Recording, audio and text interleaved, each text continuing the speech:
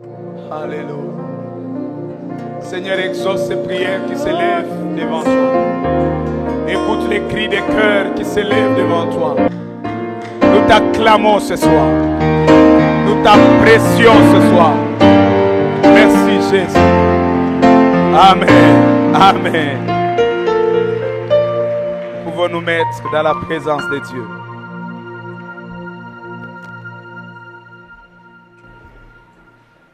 Dis à celui qui est à côté de toi, tu as rendez-vous avec la restauration ce soir. La restauration est possible. Telle est la promesse que je reçois de l'Éternel ce soir. Devenir un temple du Saint-Esprit. Dis à celui qui est à côté de toi, tu es le temple du Saint-Esprit. Ce soir, je vais développer un autre sous-point que j'ai intitulé « 7 raisons pour devenir le temple du Saint-Esprit ». Je serai en train de répondre à la question de savoir pourquoi devenir le temple du Saint-Esprit ou pourquoi avons-nous besoin de devenir le temple du Saint-Esprit. Nous avons 3 textes que nous allons lire. Le premier texte est toujours le texte habituel, 1 Corinthiens 6, 16. Le deuxième texte, c'est Luc 11, 26. Et le troisième texte, c'est Ésaïe 65, le verset 8. 1 Corinthiens 3, 16. La Bible dit ceci. Nous pouvons lire ensemble. 1, 2, 3. 1 Corinthiens 3, 16. Ne savez-vous pas que vous êtes le temple de Dieu et que l'Esprit de Dieu habite en vous? Luc 11, 26 dit ceci.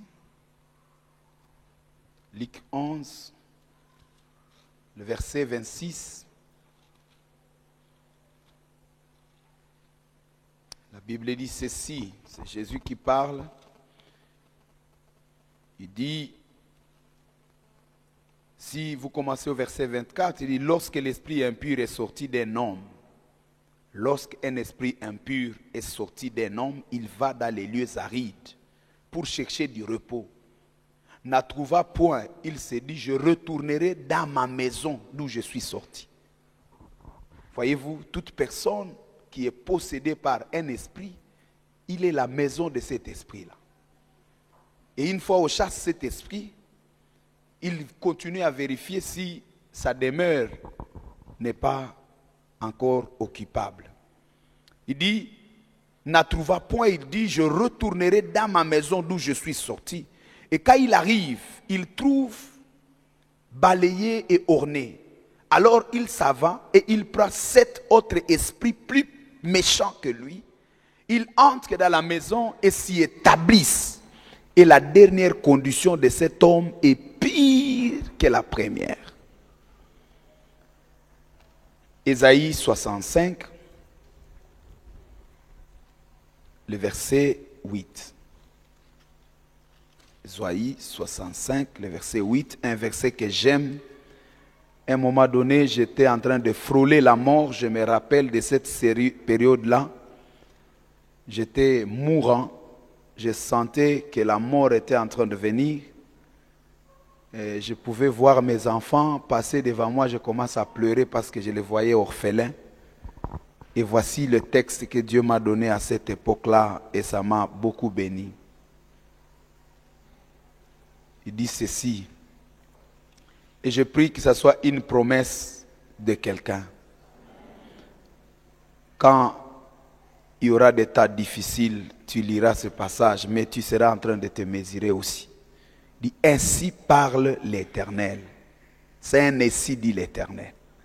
Quand il se trouve du jus dans une drape, on dit, ne la détruis pas, car il y a là une bénédiction.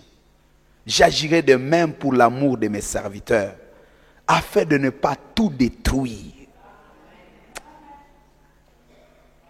J'ai vraiment la joie aujourd'hui. Est-ce qu'il faut que je prêche ou que je danse?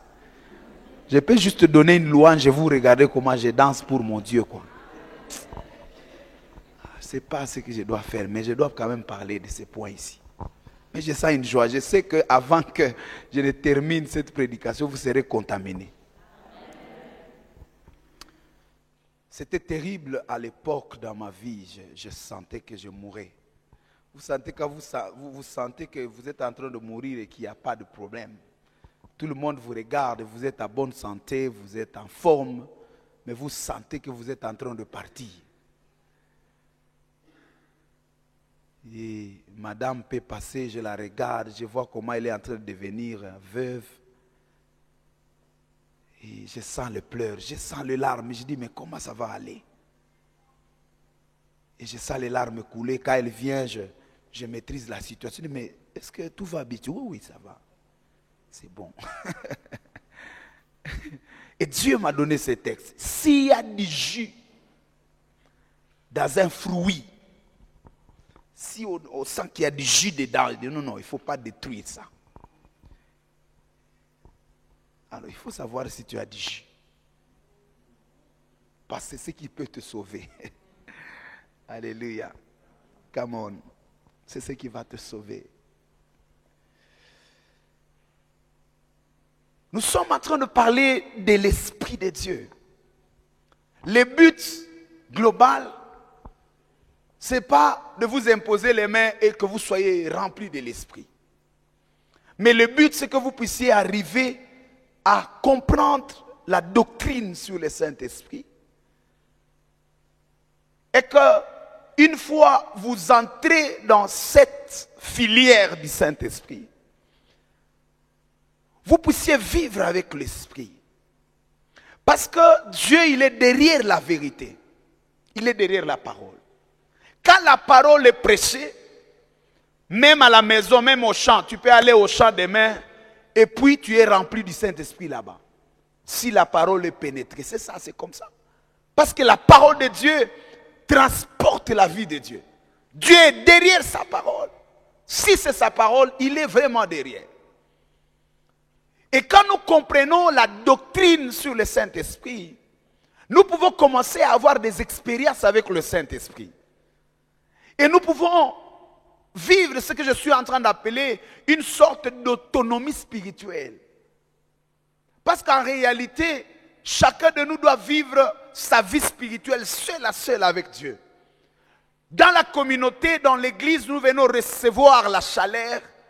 Mais en réalité, la vie chrétienne se vit seul à seul avec Dieu. Et vous allez la vivre sur base de principes établis que vous avez intégrés, vous avez intériorisés, vous avez compris.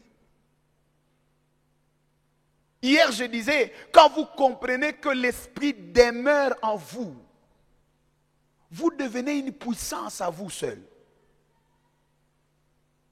Il y a beaucoup de souffrances que nous avons, pas parce que Dieu n'est pas là, mais parce que nous ne sommes pas conscients qu'il est là. C'est comme des foyers. Il y a des foyers qui croupissent dans la souffrance parce que papa a carrément refusé de croire que sa femme peut produire dans la vie. Il y a des hommes qui ont dit à des femmes, restez à la maison. Moi, je t'ai marié, tu gardes les enfants. Le papa peut être à chômage et la maman peut avoir des opportunités. Mais le papa dit, moi je ne vois pas ma femme travailler. Et la famille peut souffrir. Pas parce que la femme ne peut pas produire, mais parce que l'homme qui est là refuse de croire que cette femme a des choses. C'est la même chose avec Dieu, avec le Saint-Esprit. L'Esprit agit avec nous dans la mesure de notre compréhension. Moins nous comprenons le royaume ou le fonctionnement du royaume de Dieu, moins nous vivons les richesses attachées au royaume de Dieu. Gloire soit rendue à notre Dieu. Alors nous sommes en train de comprendre. Qu'est-ce que c'est être rempli ou être une habitation du Saint-Esprit? J'ai donné 4 définitions hier. J'ai dit, quand vous êtes le temple du Saint-Esprit, cela veut dire que vous devenez une personne qui dégage l'honneur du Saint-Esprit. À d'autres termes, il y a des choses qu'on a méprisées sur l'esprit. Mais à un moment donné, quand l'esprit vous habite, il y a des choses qui vont commencer à se passer à tel point que les gens commencent à apprécier Dieu, commencent à valoriser Dieu. Et vous devez être le reflet de l'honneur du royaume de Dieu. J'ai toujours prié que Dieu élève des hommes et des femmes qui craignent le Seigneur, qui prient le Seigneur et qui même dans le monde s'imposent. Voyez-vous, si vous pouvez être le meilleur administratif dans la ville de Béni, vous êtes parmi les riches de la ville qui sont respectés, les notables, et on vous voit en train de prier, vous avez un horaire de prière bien stable, on vous voit respecter les cultes.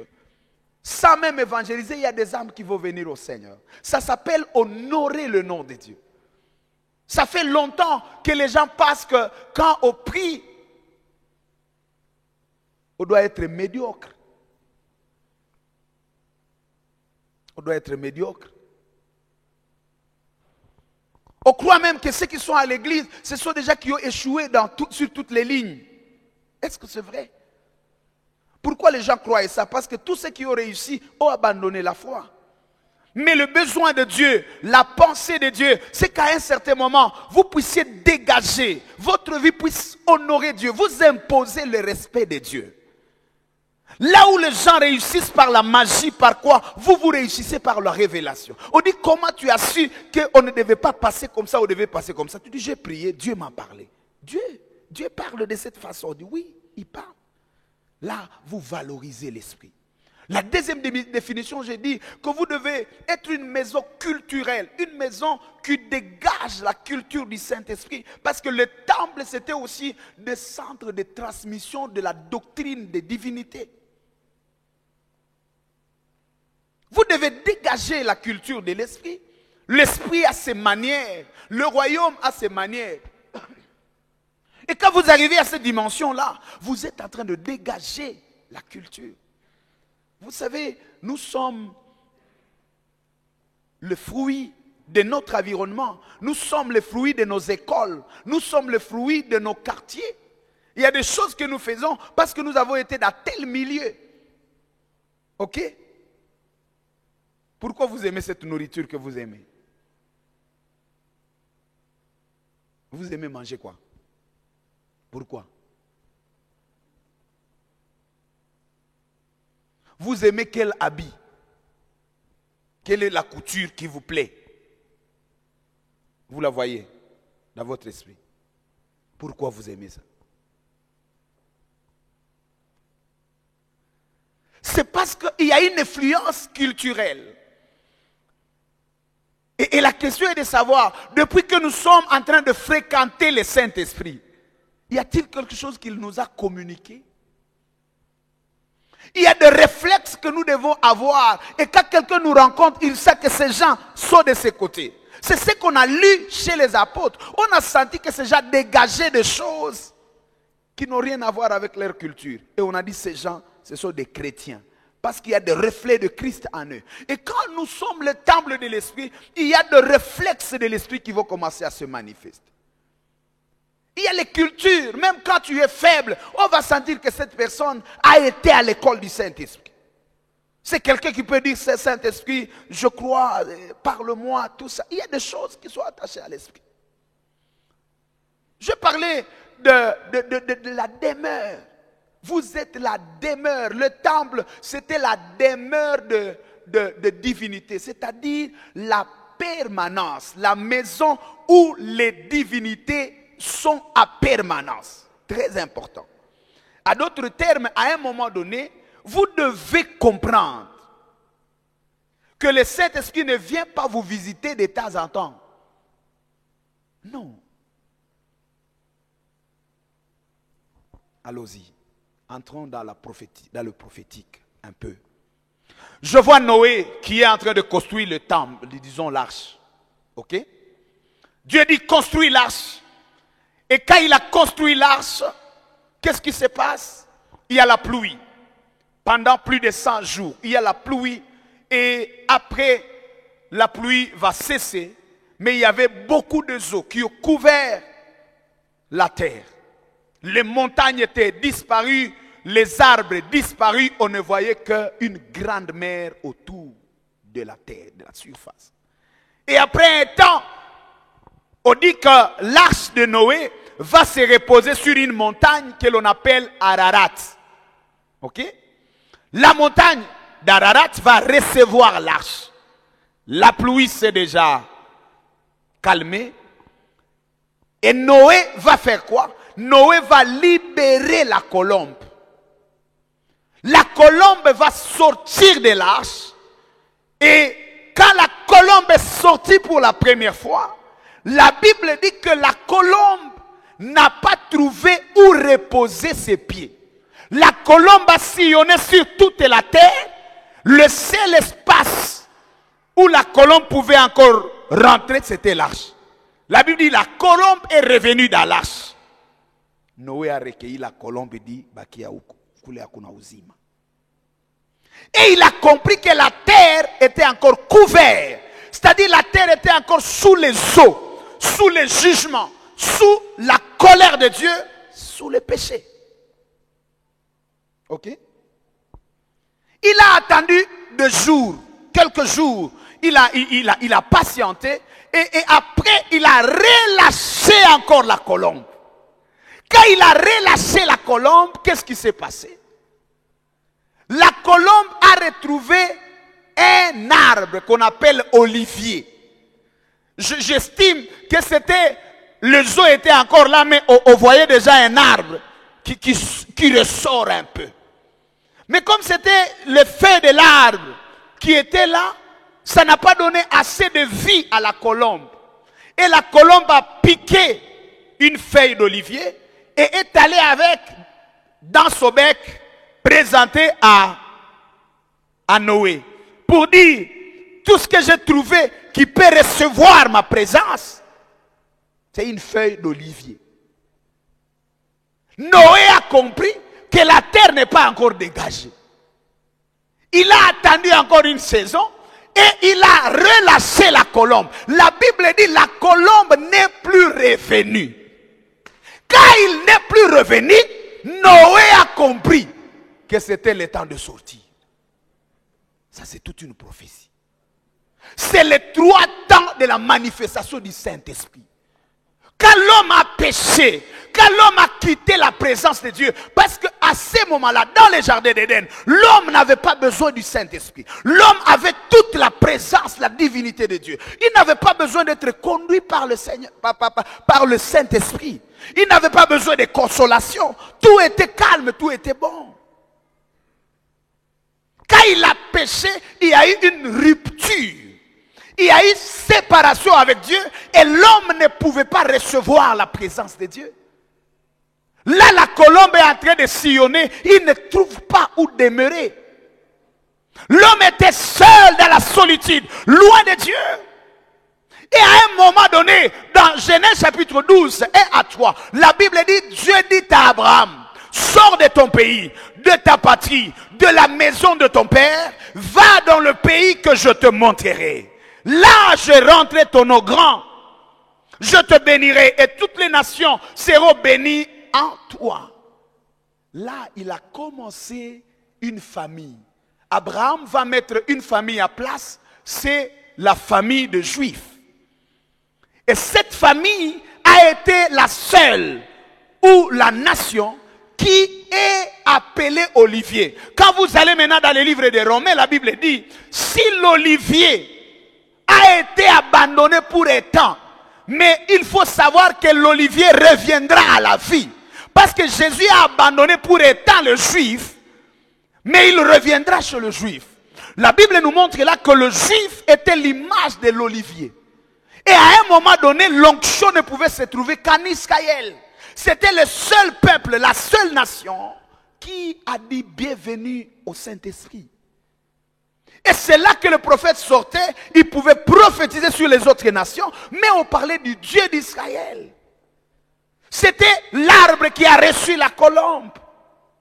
Mais le temps après les Juifs, la Bible dit, dans le livre de Jean chapitre 1er, le verset 12, il dit à tous ceux qui l'ont, d'abord au verset 11, il dit, il est venu chez les siens ne l'ont pas reçu.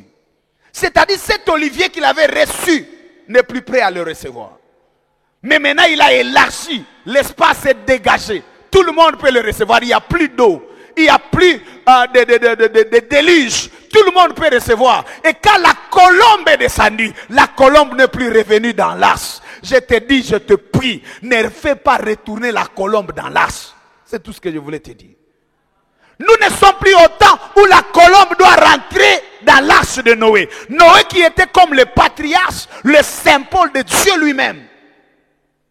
Dieu n'a plus besoin du Saint-Esprit au ciel. Il a relâché l'esprit et tu es le territoire où l'esprit doit demeurer. Tu dois être une permanence. Come on. Est-ce que tu es en train de comprendre? Devenir une permanence, je vous assure, ça m'a beaucoup délivré. Beaucoup. Je suis un chrétien libre. Je vous dis.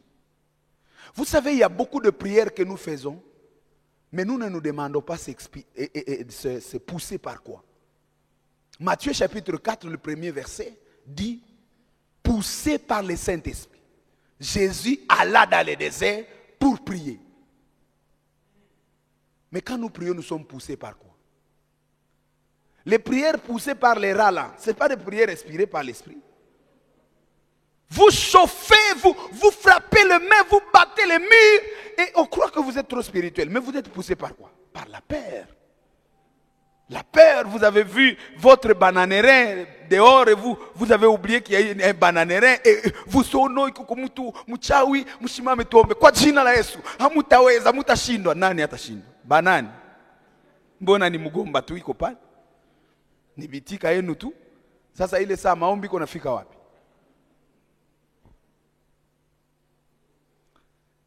Beaucoup de chrétiens prient avant de manger parce qu'ils ont peur du poison. Beaucoup de gens prient avant de dormir parce qu'ils ont peur des cauchemars. J'ai arrêté ça. Je ne prie pas parce que j'ai peur. Quand je suis fatigué, j'arrive sur mon lit, je dors. Parce que Mungu hakuyake sami napiga magoti. Mungu iko na mie à permanence. Il est là à permanence. Ça, je nimepumzika, nimeshimama, j'ai communié avec mon Dieu. Si ça à 22h, si ça à minuit, ninasikia nguvu iko. Hapana ile kuomba Baba katika jina la Yesu. Unanijua Baba. On a même prié avec d'autres pendant la veillée, il commence à dire. Je me souviens quelqu'un d'autre, on était dans la veillée, l'état il est sombre. Mon frère, on était à prière, il a oublié, il a commencé à rêver et il parle. On a ça. Si tu es fatigué, tu dors. Tu te réveilles, tu es en forme, tu es en train de parler avec Dieu. Alors j'ai compris que Dieu n'est pas là quand je commence à l'invoquer. Il est à permanence. Il ne faut pas sentir l'onction quand il y a des menaces. Il faut sentir l'onction même quand il n'y a pas de problème. Pourquoi nous prions beaucoup quand il y a des problèmes? Et quand tout va bien, nous ne prions pas. Parce que nous ne comprenons pas la communion permanente avec Dieu. Mais le temple, c'est la permanence de divinité. Tu dois réaliser que le Saint-Esprit est permanent à toi. Et quelqu'un d'autre a dit, le silence de Dieu n'est pas son absence. Même quand il n'y a pas de signe, tu dois avoir cette foi que Dieu est avec moi. Il est là, il est avec moi. Même quand il y a des tempêtes, il est là dans ma barque. Je peux le réveiller. Et j'ai été dégagé. Et j'ai commencé à vivre des miracles que je ne pouvais pas vivre. Je vous ai dit hier, à chaque délivrance, on devait faire des jeûnes et prières. Et vous trouvez des intercesseurs qui sont terribles. J'ai vu ma photo hier. Une photo là, on m'a envoyé ça. Si je vous montre ça, vous allez refuser si c'est moi ou non. Venez après que je vais vous montrer si vous voulez. Vous allez dire que je ne suis pas cette personne-là.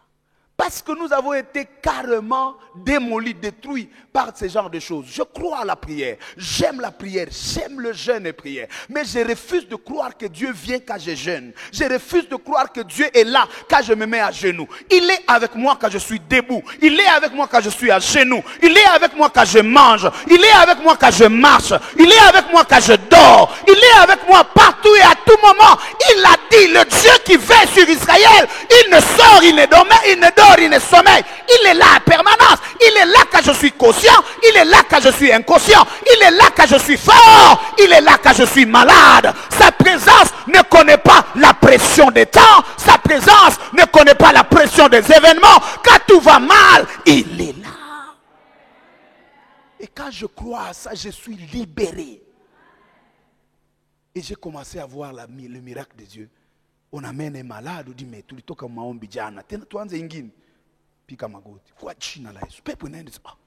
Inaenda kana mtu akujene. Oh, c'est comme ça. On comprend. On a maintenant un programme régulier de prière. Et les démons, on les travaille chaque jour. Hey. Uniambie nianze kuwa nafanya tu jeune. Na nyie amutuhurumia kinyi ba Kristo. Uno mchungaji, Mungu alinikovenga ningie maombi, mimi nataka uniakompanye. Sasa mbone muko ba mingi. Nikaakompanye kila mtu, mbone ndakufa.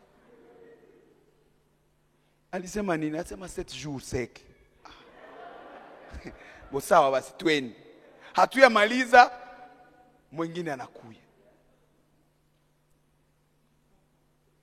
Mais quand on croit à la permanence de Dieu, tout change. Amen. Alors, disons, pourquoi nous avons besoin du Saint-Esprit? Pourquoi nous avons besoin d'être le temple du Saint-Esprit? Cette raison que je vais donner. La première raison, c'est que vous avez besoin, ou nous avons besoin d'être le temple du Saint-Esprit pour échapper à l'occupation démoniaque. Ça, j'ai expliqué largement. Nous ne voulons pas être occupés. Nous refusons d'être occupés par le démon, par les esprits méchants, par les esprits humains. C'est pourquoi nous voulons être le temple du Saint-Esprit. Parce qu'un homme qui n'est pas occupé, le diable va l'occuper. Ça, j'ai expliqué hier. Là où nous avons lu dans Luc chapitre 11, le verset 24 à 26, la Bible dit, quand le démon est sorti d'une vie, il va dans le lieu aride pour essayer de chercher le repos. Quand il ne trouve pas le repos, il rentre là où on l'a chassé. Il trouve que la maison est ornée. Que la maison est ornée et balayée. Il n'entre pas précipitamment. Il va chercher les renforts pour venir occuper maintenant. Vous comprenez maintenant la dimension où, quand on prie, les démons partent, mais il faut que la place qui a été vidée des démons soit remplie, occupée. Na hapa njo batu bengine nasikia nilikuwa mu deliverance nilipona tena magonjwa ilirudia parce que huyu mtu alikia tafuta deliverance mais hakupata wakati ya kuremplacer ile mambo na Mungu amutawale. Après une délivrance, on doit avoir la séance de plénitude de Dieu, de plénitude de l'esprit, parce que la personne était la maison des démons. Comprenez ici ce que la Bible dit. La Bible dit, quand les démons ne trouvent pas de repos là-bas, il dit, je retournerai dans ma maison. Qui est prêt à être appelé la maison des démons? Bon, vous n'êtes pas prêt, mais si vous n'avez pas donné votre vie à Jésus, vous êtes la maison des démons. Que vous le sachiez ou pas. Parce que ces messieurs-là, ils ne demandent pas notre autorisation. Tout ce qui n'est pas cadastré lui appartient. Ça lui appartient. Quand il arrive, il n'y a pas de propriétaire. Lui, il est propriétaire, automatique. Si vous ne voulez pas être la maison des démons, vous avez besoin d'être rempli du Saint-Esprit.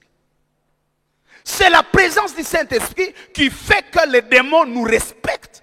Et quand les démons viennent occuper, ils retrouvent qu'il y a un occupant. Et ce n'est pas n'importe quel occupant. C'est Dieu lui-même. C'est la puissance de Dieu. C'est l'Esprit de Dieu. Le Saint-Esprit. Qui occupe votre vie. Il y a un moment où nous devons refuser d'être le repère de démons. Les démons vous ridiculisent. Mari de nuit, femme de nuit, à n'importe quand, ça vous ridiculise. Les esprits, je ne sais pas quoi, il y a beaucoup d'esprits. Vous sentez que vous êtes esclave. Les démons se manifestent comme ils veulent. Ils se jouent de votre vie. Ça peut être des maladies. Vous voyez des maladies qui viennent de manière saisonnière. Il y a même des maladies qui sont intelligentes. Qui savent compter l'argent. Quand vous atteignez un montant, ils arrivent. Quand l'argent est vidé, ils rentrent. Vous n'avez pas vu ça? Une fois votre compte a atteint $300, la maladie arrive. Oh non, santé plus. Pas facture 250. Et la femme commence encore une petite malaria. Lui, on le soigne $40. Au reste $10, la santé revient dans la famille. Et ce n'est pas une fois, ce n'est pas deux fois. Vous sentez que c'est le cycle. Vous êtes une demeure. Les esprits ont choisi de vous humilier. Les esprits ont choisi de vous dominer de cette façon-là. Vous ne pouvez pas les chasser par les pleurs. Vous pouvez faire un deuil national à la famille. Maman commence à pleurer. Papa, vraiment vous sentez. Les démons n'obéissent pas aux pleurs. Les démons obéissent à une présence. Et c'est la présence du Saint-Esprit. Quand l'esprit est là, il est le feu dévorant. C'est lui seul qui peut arrêter ces choses. Puis-je demander à quelqu'un, qui règne dans ta vie? Tu es le temple de qui? Quelle est cette circonstance qui est restée constante dans ta vie? Quelle est cette circonstance qui a logé ta vie, qui a habité ta vie? Tu dois dire ce soir à cette circonstance que je ne suis pas ta demeure. Je suis la demeure de l'Esprit de Dieu. Je suis la demeure de l'Esprit Saint. Je suis la demeure de la liberté. La Bible déclare, là où il y a l'Esprit de Dieu, il y a la liberté. Vous n'avez pas reçu un esprit de timidité pour être dans la peur. Vous avez reçu un esprit de Dieu, esprit vivifiant. Refusez d'être la demeure de la tristesse, la demeure de l'amertume. Vous êtes tellement amer que même les relations sont brisées. Voyez-vous, c'est difficile de vivre avec quelqu'un amer. Il est toujours triste, il est toujours mélancolique, il est toujours là. On mange bien, il n'est pas content. On a mis la sauce, il n'est pas content. On a fait le bouillon, il n'est pas content. Je dis, mais ce monsieur ou cette femme, c'est quoi avec lui cet ami? Tu n'es pas la demeure de la tristesse. À un moment donné, on doit voir le reflet de Dieu. Refuse d'être la demeure de quelque chose qui n'est pas de Dieu. Nous voulons recevoir, nous voulons devenir le temple du Saint-Esprit. Primons, parce que nous ne voulons pas être l'occupation de Satan. Nous ne voulons pas être la repère du diable. Nous ne voulons pas être la demeure du diable. Il y a des gens qui sont malades chaque mois ou c'est pas mois, tel mois, on doit être malade. Il y a de ceux-là qui sont fous parce que dans la famille, il y a cette saison-là de folie. Il y a des gens qui doivent être saisis par les démons de Bakoko et ils viennent parler à eux. Refuse que je ne suis pas le temple des ancêtres. La Bible dit qu'il n'y a pas de communion entre les vivants et les morts. Pourquoi tu dois qu'on continue à avoir cet ongle-là? Cet grand-père, grand-père Ananitembeleak. Oui, qu'on a tout pas ma conseil. Refuse ces choses. Tu n'as pas été destiné à être une demeure des démons. Tu es la demeure de Dieu. Et quand tu ne veux pas être occupé par ces choses, tu dis, Saint-Esprit, viens dominer ma vie. C'est la seule chose pour ne pas être occupé par Satan. Nous tous, comme nous sommes ici, sans le Saint-Esprit, nous pouvons commencer à pleurer chacun ici. Tu n'as pas une situation difficile? Qui n'en a pas? Alors si l'Esprit nous abandonne, si la foi, l'espérance nous abandonne, tu peux sentir chaque jour. Et tu dis, mais qu'est-ce qui se passe? Les soucis. Alléluia. Alléluia. Nous avons choisi de donner à Jésus notre vie. Et il domine, il règne dans nos vies. Nous n'avons plus besoin d'avoir peur. Je ne suis plus esclave de la peur. Je suis enfant de Dieu. Deuxième raison, c'est pour échapper au jugement sur la terre. Pour échapper aux jugements qui sont lancés sur la terre, nous avons besoin de l'Esprit de Dieu. Bien-aimés, le monde entier est sous la colère de Dieu. Le monde entier est sous la colère de la nature.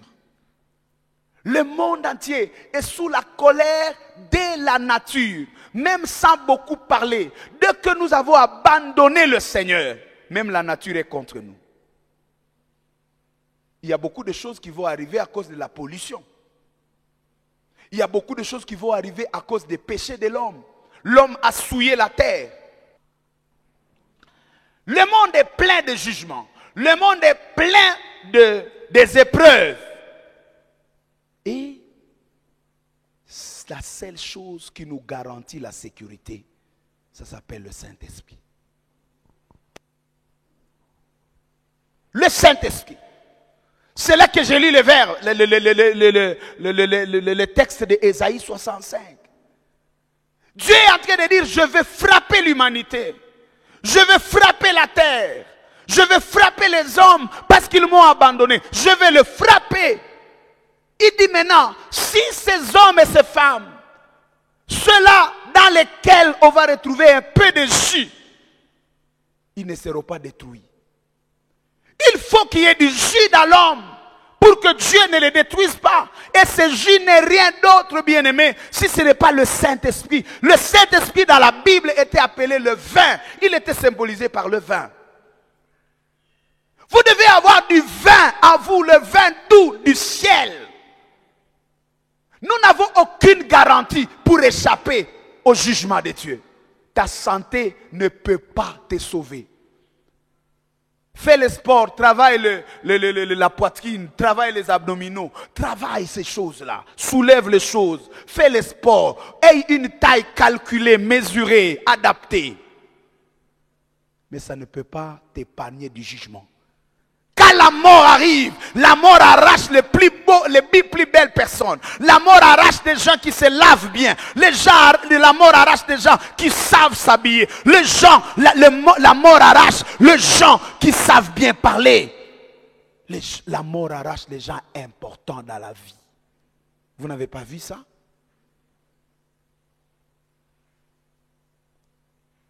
Le jugement de la terre ne peut pas s'arrêter devant l'argent. Je vis à Butembo comment Covid a pris des grandes personnalités de la vie, des géants. Pouf! Dans le monde entier, voyez les nouvelles de la mort et toutes ces choses. Il y a des jugements de Dieu. Il y a des jugements de la terre. Et quand ces jugements arrivent, ces jugements ne s'arrêtent pas parce que l'homme a l'argent. Ces jugements ne s'arrêtent pas parce que l'homme est fort. Ces jugements s'arrêtent s'il y a du jus. Avez-vous le jus où Dieu peut dire ce jus va encore guérir les gens. Ce jus va nourrir les gens. Cet homme ne mourra pas. Cet homme ne sera pas frappé parce que je vois il est encore utile pour mon royaume. Qu'est-ce qui nous rend utile? C'est nos diplômes pour le royaume de Dieu. C'est notre beauté. Et je crois que les événements sont en train de nous montrer que tout est vanité, poursuite divine. Des gens meilleurs que nous sont en train de partir. Les gens beaux, intelligents sont en train de partir. On devait comprendre que la valeur de l'homme, ce n'est pas dans tout ce qu'il peut avoir. La valeur est ailleurs. La valeur est dans ce qu'il possède. Et quand je lis Psaume 5, le verset 15, la Bible dit, ne touche pas à mes oins. Ne touche pas à mes oins.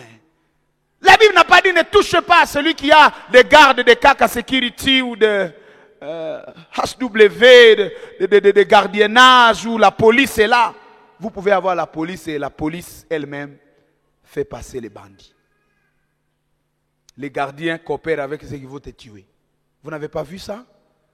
Dieu a dit ne touche pas à mes oins. Il n'a pas dit ne touche pas à ceux qui ont le pouvoir. Il n'a pas dit ne touche pas à ceux qui ont la beauté. Il n'a pas dit ne touche pas à ceux qui ont l'aura. Il n'a pas dit ne touche pas à ces gens-là qui possèdent. Il a dit ceux qui ont l'onction de Dieu sur eux. Y a-t-il quelqu'un qui a l'huile de Dieu sur sa tête? Y a-t-il quelqu'un qui a l'onction de Dieu? L'Esprit de Dieu, c'est ma garantie. Je suis reconnaissant à Dieu. Tout ce qui donne la valeur à ma vie, c'est cette huile-là. Massa, mafuta, yabwana, juyang.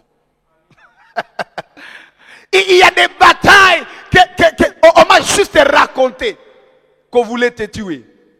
À un moment donné, j'étais en train de travailler et il y a un groupe de gens qui sont allés, mais ils voulaient me rendre fou, me tuer. Et puis c'est eux qui sont devenus comme ça. Dieu me dit, il y a tel complot et c'est ce que je vais faire. Et je vois quelqu'un, il devient fou. Et il reconnaît que tout le temps qu'il a pika.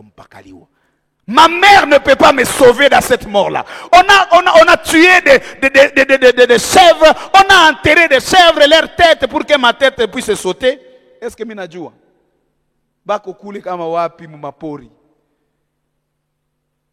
Lakini kama futa tu. Hey. Massa. Quelqu'un a dit, kitu ya Mungu. Eloko ya nzambi. Eloko, est-ce que ça est eloko? Il y a des gens qui se promènent avec des diplômes. Ton diplôme, même ton voisin là, qui n'a pas le diplôme là, même là, les gardiens de la porte, il peut te paralyser. Il y a des chefs qui étaient, ils viennent, ils tournent sur le gardien, ils disent, et puis c'est fini. Les chefs paralysés, morts. Qui l'a tué? La sentinelle. Parce que ton poste ne peut pas te protéger. Ce soir, je t'annonce que ta sécurité est dans le Saint-Esprit. Quand tu es le temple de l'Esprit, ce n'est pas toi que Dieu protège, il protège son onction. Jacques dit ceci, que c'est l'Esprit de Dieu que Dieu chérit à nous. Dieu n'est pas amoureux de ma moustache. T'es bête, tu peux voir ma moustache. Non. Si je prêche bien, il peut même commencer à se raser comme moi. J'ai vu beaucoup de frères, ils suivent Marcelo comme l'autre là. Parce que Marcelo les a marqués. Alors on peut imiter, non? Mais vous pensez que Dieu peut tomber amoureux de moi et dire non, la moustache de Christophe. Vous mettez les make-up là, tout le monde est intimidé. Vous pouvez même faire une marche dans le Béni, vous descendez. Waouh! Les gens regardent à côté, même les motards peuvent faire des accidents, ceux qui sont distraits. Mais vous pensez que Dieu peut faire un accident parce que vous êtes brun? Ce qui peut faire à Dieu un accident, c'est l'onction de Dieu, l'Esprit de Dieu. Quand vous avez l'Esprit, Dieu il a le regard, il dit mais mon esprit est où? Et il le trouve chez toi. Il dit bon, il vient d'aller où? Il est à Manguinal, l'Esprit est là. Et c'est ce qu'il suit. La Bible dit le regard de Dieu parcourt toute la terre et Dieu cherche qui il va regarder. C'est l'homme qui a sa parole en lui, qui a l'Esprit en lui. Protection. Troisième raison. Troisième raison, c'est pour recevoir et transférer la vie du ciel. Recevoir et transférer la vie du ciel. Jésus rencontre une femme, la femme samaritaine, et il commence à parler à cette femme. Il dit, femme, donne-moi de l'eau à boire. C'est dans Jean 4, 7 à 15. Il rencontre cette femme. Il dit, femme, j'ai besoin de boire. Tu es à côté du puits, donne-moi à boire. La femme dit, toi tu es un juif. Moi je suis une samaritaine. Il n'y a pas de relation entre nous et vous. Comment je vais te donner à boire? Nous sommes des ennemis. Jésus dit, il n'y a pas un problème d'ennemi. C'est un problème spirituel ici. En fait, c'est toi qui as besoin que je te donne l'eau. Et moi, je suis prêt à te donner ça. Moi, je ne suis plus dans le tribalisme là. Tu as un problème d'eau. Tu as besoin de l'eau. Il dit, mais toi, tu n'as même pas quelque chose pour puiser. Comment toi, tu vas avoir l'eau? Il dit, moi, j'ai l'eau. Si je te donne l'eau là, la première chose, c'est que cette eau-là fait de toi une source d'eau. Et cette source d'eau coulera jusque dans la vie éternelle. Et la Bible montre qu'il parlait du Saint-Esprit. Quand nous recevons le Saint-Esprit fait de nous une source de vie. Et cette source de vie n'est pas là. Nous ne sommes pas les terminus de cet esprit-là. C'est ce que j'aime. Vous savez, quand vous avez l'Esprit de Dieu, vous dégagez l'Esprit de Dieu. Vous influencez, vous impactez, vous transmettez la vie de Dieu aux gens. Alléluia. Puis-je demander, qu'est-ce que tu es en train de transmettre? On a vu des gens qui étaient malades. Ils savaient à l'époque avant, ils savaient qu'ils avaient le sida. Et quand quelqu'un il sait qu'il a le sida, il dit je ne vais pas mourir seul. Et il commence à ravager, à s'aimer le sida. Il y a d'autres qui transmettent la mort. Il y a des transporteurs de la mort. Ils sont conscients de cela. Combien d'hommes et de femmes sont dans l'occultisme et dans la magie? Combien d'hommes et de femmes ont été amenés, je ne sais pas, chez les sorciers? Et il y a même des chrétiens qui les font. On dit, oh non, qu'on a mikoshi, kamata makuta, utaitupa pale, monyata ikamata, njua naenda kumikoshi yenye na mbakiri. Si tu as déjà fait ce genre de choses, répands-toi ce soir. Pourquoi tu transmets à l'autre le mikoshi? Va jeter ça dans la poubelle de Jésus. Tu n'as pas besoin d'être le transporteur de mikoshi. Tu n'as pas besoin de transférer le malheur à qui que ce soit. Et si c'est ton enfant qui ramasse ça, est-ce que tu seras heureux? Qu'est-ce que nous transférons? Quand nous recevons, quand nous devenons le temple du Saint-Esprit, nous pouvons transférer la vie du ciel que nous avons reçue nous-mêmes. Nous pouvons transmettre le bonheur que nous avons reçu nous-mêmes. La Bible dit, on reconnaît l'arbre par ses fruits. Si tu as reçu le Saint-Esprit, tu dois transmettre la vie, la joie. Comment se fait-il que partout où tu arrives dans des familles, tu laisses des bandades? On a vu même des gens à l'église. Il a sorti de cette famille, il est entré là-bas. C'est les mêmes choses. On ne les supporte pas partout. Frère, cherche la délivrance. Qu'est-ce que tu transmets? Qu'est-ce que tu transmets? Je refuse qu'on t'appelle porter malheur. Je refuse qu'on t'appelle porter bonheur. Partout où tu arrives, tu dois communiquer la vie. Il y a des gens, ils entrent dans la boutique sèche. Il quitte la boutique, il entre, on lui donne un autre travail, l'ONG sèche. Partout il arrive, c'est la mort. Refuse de transmettre la mort. Parce que Jésus que tu as reçu, il s'appelle la vie. Jean 14:6, il dit, je suis le chemin, la vérité et la vie. Celui qui a reçu Christ transmet la vie. Je refuse de transmettre le malheur. Je refuse de transmettre la malédiction. Je prie que tout celui qui me rencontrera puisse sourire. Que tout celui qui me rencontrera ait le bonheur. Autant que je le peux, je transmettrai la joie de l'esprit. Je transmettrai l'amour de Dieu. Je transmettrai la paix de Dieu. Sois le transporteur de la grâce de Dieu. Quiconque te rencontre la grâce. J'aime la prière de Job. Job, il est en train de prier. Waouh! Après les malheurs, il est en train de parler à Dieu vis-à-vis. Tout a vis-à-vis. Et il est vis-à-vis avec Dieu. Il dit, Seigneur, moi je peux connaître toutes ces souffrances. Il dit, moi, j'étais le soleil pour ceux qui étaient dans le ténèbre. J'étais les pieds du boiteux. J'étais les yeux de l'aveugle. Tout celui qui me voyait souriait. Tout celui qui me rencontrait, s'il avait un problème, il devait trouver la solution. Comment tu m'abandonnes? J'ai dit, est-ce que nous pouvons encore faire ce genre de prière? Parfois nous sommes toujours conscients.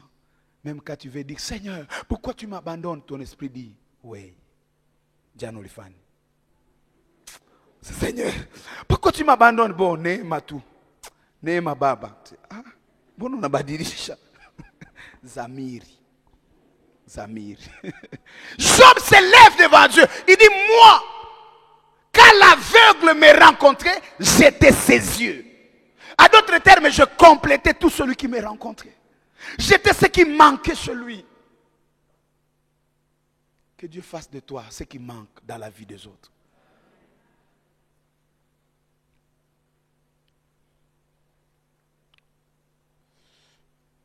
Quatrième cause, nous devenons et nous devons devenir le temple du Saint-Esprit pour manifester la divinité de Dieu sur la terre.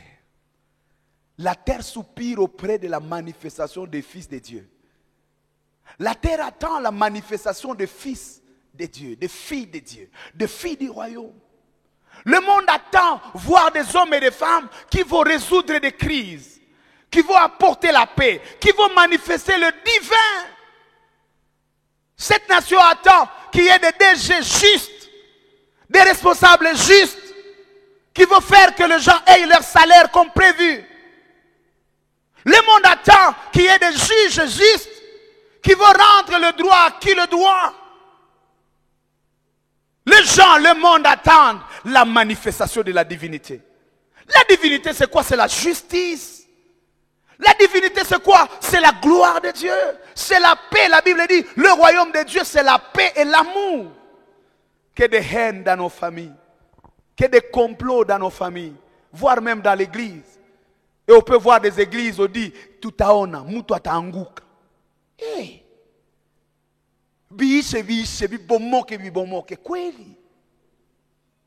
Et nous sommes avec Dieu. Nous sommes prêts à tuer. Nous sommes prêts à venger. Nous sommes prêts à faire des choses. Dans quel royaume nous allons? Quel royaume? Et on a vu des gens détruire les autres. On a vu des gens faire échouer les autres. Tu as appris que quelqu'un a eu le travail, tu fais un appel. Mina sikia umepatia ule mtu kazi, mnamjua? Mtu anapata tu ndoa yake hapa, biko wanaanza taka leta mali. Kaka. Mkwake nauliza. Cho. Sorcier.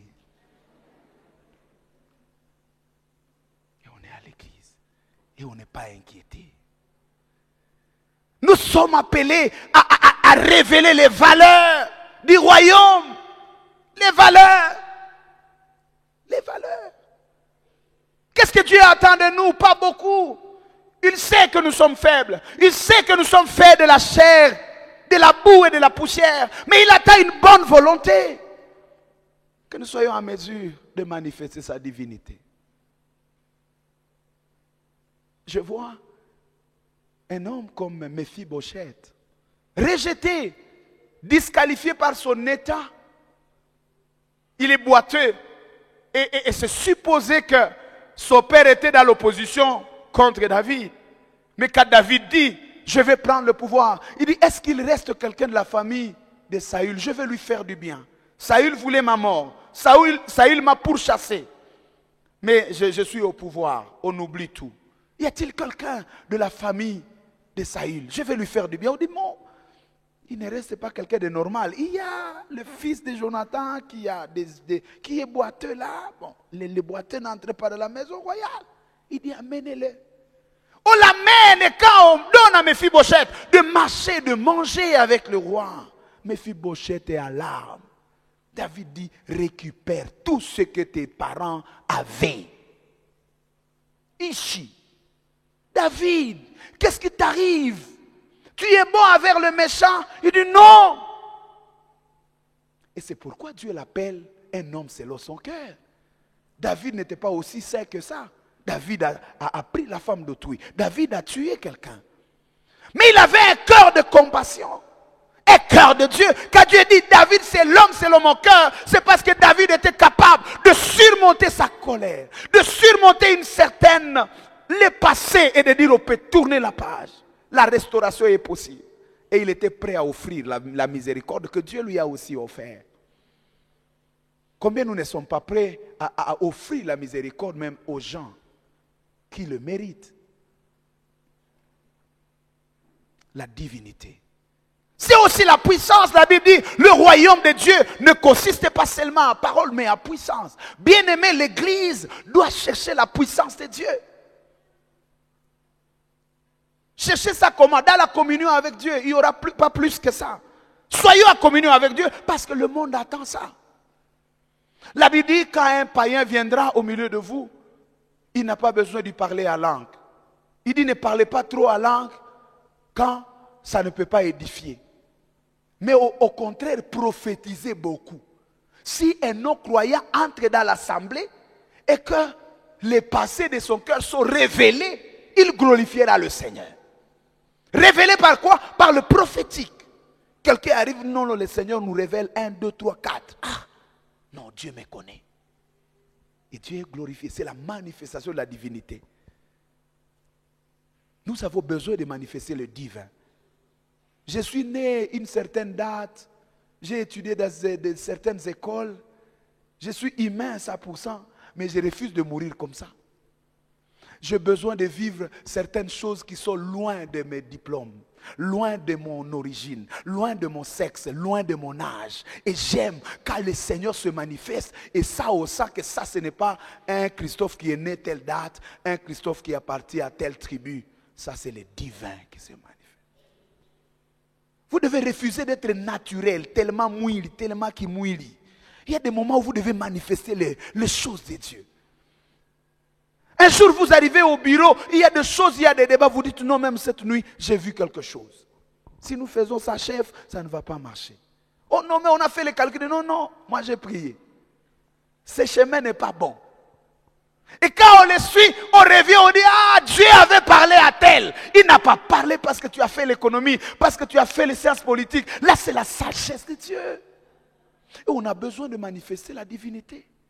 Hatuwezi tu ishi hivi. Kila kitu tunatumia akili. Tunatumia akili kama silaha. Hapana.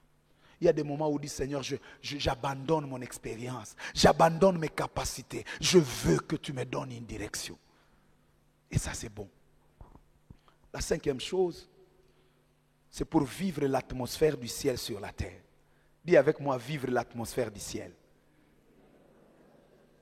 Bien-aimé, le monde est détruit, le monde est difficile, le monde est méchant, le monde a des défis, le monde est souillé. Nous avons besoin d'être le temple du Saint-Esprit pour ne fût-ce que goûter le ciel sur la terre. Y a-t-il quelqu'un qui a déjà été baptisé du Saint-Esprit ici? Je peux vous voir, baptisé du Saint-Esprit. Quand vous vivez le baptême du Saint-Esprit, parfois vous avez une joie comme si vous êtes plus que milliardaire. Avez-vous déjà ressenti une joie qui ne dépend pas de l'argent? Avez-vous déjà ressenti une joie qui ne dépend pas des circonstances? Ça s'appelle vivre le ciel sur la terre. Et c'est quand nous sommes le temple de l'esprit que nous pouvons avoir des expériences hors du naturel. Nous sortons un peu de ce que nous vivons naturellement et nous commençons à vivre Dieu. C'est ce que l'homme de Matthieu, ou disons l'homme d'Étienne va vivre. Quand vous lisez Actes des Apôtres, chapitre 6, 15 et chapitre 7, 54 à 59. La Bible dit, on a pris Étienne et on l'a emprisonné. On voulait le tuer et on l'a amené devant les Sanhédrins. Et on a dit, toi tu dois mourir. La Bible dit la première chose. Quand le juge regardait le visage d'Étienne, ils ont vu comme un ange. Ils ont vu le visage d'un ange. Il était en train de vivre le ciel sur la terre. Et la Bible dit, quand on voulait le lapider maintenant, on le met sur, je vais dire sur sa croix. On est en train de lui jeter des pierres. Étienne voit le ciel ouvert. Va dire. Uko napata majiwe. Ingine napika hapa, ingine napika mgulu. Kisha unaona mbingu inafunguka. Kisha unaanza omba huruma. Seigneur, pardonne ces gens. Ils ne savent pas ce qu'ils font. Ça, ce n'est pas la puissance de la chair. Ça, ce ne sont pas les capacités naturelles. Vous êtes en train de vivre le ciel sur la terre. La joie de Dieu est devenue capable de vous sécuriser même dans le piège. C'est pourquoi la Bible va très loin dans Hébreu. Il dit, quand les gens qui craignaient le Seigneur étaient au point de mourir, quand Dieu veut le délivrer, ils ont refusé. Banatia mutu moto. Moto unaanza mchoma, Mungu anatuma malaika, anamwambia malaika niache hapa. Pardon. Qu'est-ce qui se passe, Papa Samuel? Cette personne n'est pas là physiquement. Il est déjà en train de vivre la nature du ciel. Bien aimé, nous allons vivre des tentations. Nous allons vivre des épreuves. Et quand les épreuves sont dans nos vies, ça ne veut pas dire que Dieu n'est pas avec nous. Mais le problème, c'est que nous manquons cette vie du ciel. Cette vie qui fait que Daniel, Meshach, Shadrach, Abednego marchaient dans le feu.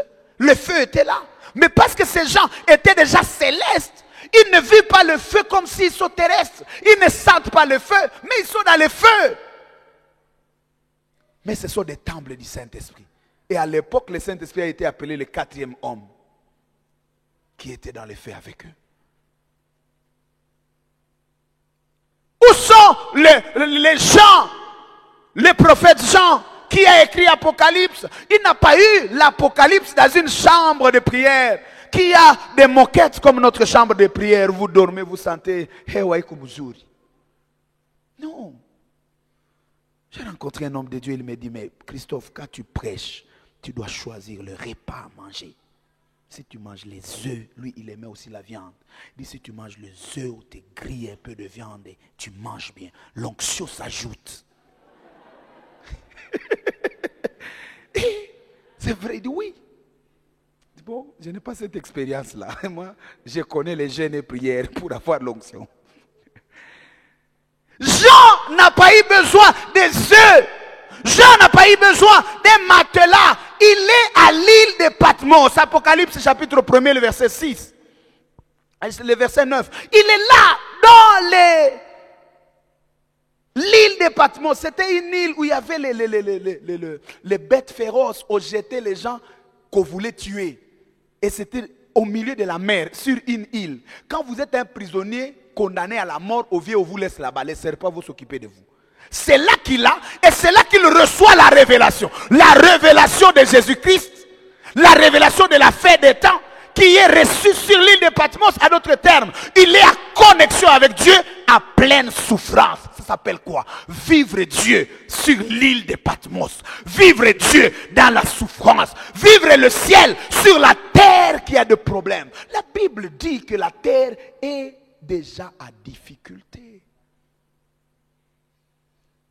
Il y a trahison à gauche, il y a déception à droite. Mais à un moment donné, tu dois vivre la vie de Dieu au-delà de tout. Tu dois être en mesure de sentir la joie de Dieu, même quand tu n'as pas mangé. Si Dieu nous donne les pains, gloire à Dieu. Mais la présence de Dieu n'est pas mesurée par le bien que nous avons. La présence de Dieu n'est pas mesurée par le nombre de billets à banque que nous avons. Dieu, il est indépendant de ces choses. Et on doit sentir que cet homme n'a rien, mais il y a la vie du ciel qu'il vit. On peut sentir que vous dégagez le divin, même quand vous n'avez pas ce que le monde dit. Vous devez le sentir. Votre joie ne doit pas dépendre de la sauce qui est sur votre table. On doit sentir que vous êtes en train de vivre. Voyez-vous combien c'est bon de vivre le ciel sur la terre. De vivre la joie de Dieu indépendamment des circonstances. De vivre la paix, la sécurité de Dieu. Vous êtes dans un milieu comme Pierre ou comme Paul, à prison. Ils commencent à louer. Bien aimé, ce qu'on loue à prison. Ces gens vivaient le ciel sur la terre. Il n'est pas coincé par les circonstances. Mais il suffit que quelqu'un t'a injurié, tu ne sais plus prier. Ni qu'on a ubiri hapa, ni qu'on a sema, ou qu'on a niangalia tu vas kakuliza alisema nini, oh, j'étais dépassé. Papa, est-ce que tu peux vivre au-delà de ces problèmes-là? Tu n'es pas de la terre.